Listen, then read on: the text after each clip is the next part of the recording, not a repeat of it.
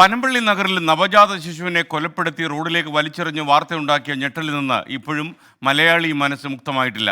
കുഞ്ഞുങ്ങളെ വളർത്താനാകില്ലെങ്കിൽ നിയമപരമായി തന്നെ ഏറ്റെടുക്കാൻ ഒരുപാട് സംവിധാനങ്ങൾ സംസ്ഥാനത്തുണ്ട്. കഴിഞ്ഞ 14 മാസങ്ങൾക്കിടെ മാത്രം 76 കുട്ടികളെയാണ് തിരുവനന്തപുരത്തെ അമ്മത്തൊട്ടിൽ വഴി ദത്ത് നൽകിയത്.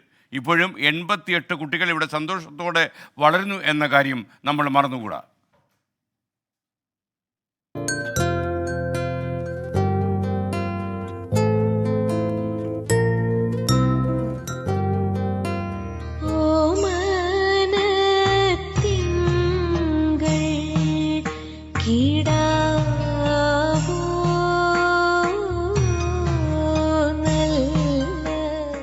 രണ്ടായിരത്തി ശിശുക്ഷേമ സമിതിക്ക് കീഴിൽ തിരുവനന്തപുരം തൈക്കാട് തുടങ്ങിയതാണ് ഈ അമ്മത്തൊട്ടിൽ.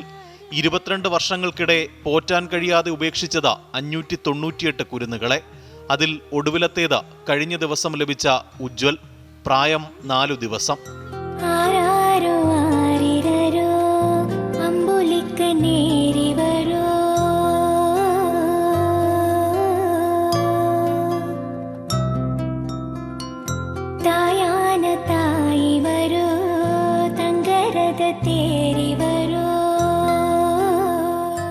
തിരുവനന്തപുരത്ത് മാത്രം ഈ അമ്മത്തണലിൽ നിലവിലുള്ളത് 88 കുരുന്നുകൾ.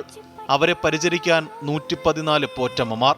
ആരോഗ്യ സേവനങ്ങൾക്ക് 4 ഡോക്ടർമാരും 7 നഴ്സും. കളിചിരിയും കുസൃതികളുമായി അവരങ്ങനെ കഴിയുന്നു.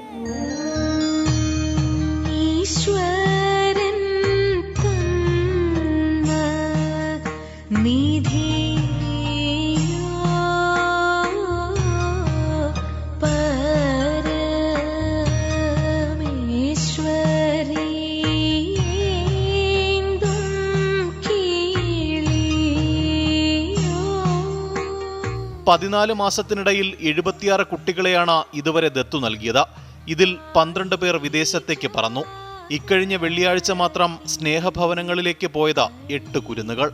നമ്മുടെ തൊട്ടടുത്ത വീട്ടിലെ ഒരു കുഞ്ഞ് അസ്വാഭാവികമായി കരഞ്ഞാൽ ആ കുഞ്ഞ് എന്തുകൊണ്ട് കരയുന്നു എന്ന ചോദ്യം യഥാർത്ഥത്തിൽ ഉയർത്തപ്പെടേണ്ടതുണ്ട്.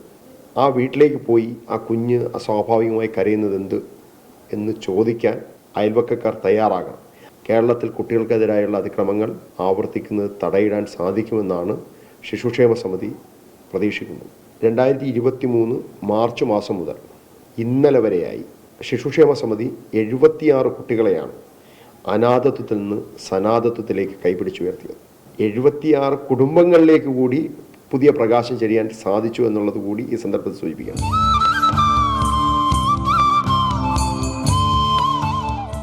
നിങ്ങൾ ആഗ്രഹിക്കാതെ ജനിക്കുന്ന കുഞ്ഞാണെങ്കിലും അവർക്കുമുണ്ട് ജീവിക്കാൻ അവകാശം.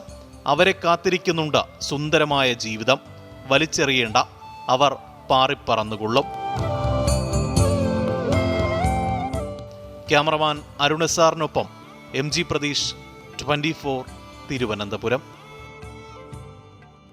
കൊച്ചി പനമ്പള്ളി നഗറിലെ പെൺകുട്ടി പറഞ്ഞത് അമ്മ വന്ന് വാതിൽ മുട്ടിയതുകൊണ്ടാണ് കുട്ടിയെ പുറത്തേക്ക് വലിച്ചെറിയേണ്ടി വന്നത് എന്നാണ്.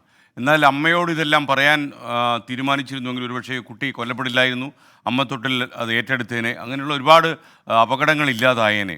തീർച്ചയായിട്ടും അമ്മയെ ഭയക്കുന്നതിനേക്കാളും വലിയൊരു അപകടത്തിലേക്കാണ് ആ യുവതി ചെന്ന് വീണത്. ഇപ്പോൾ കൊലപാതകത്തിന് കേസുമായി.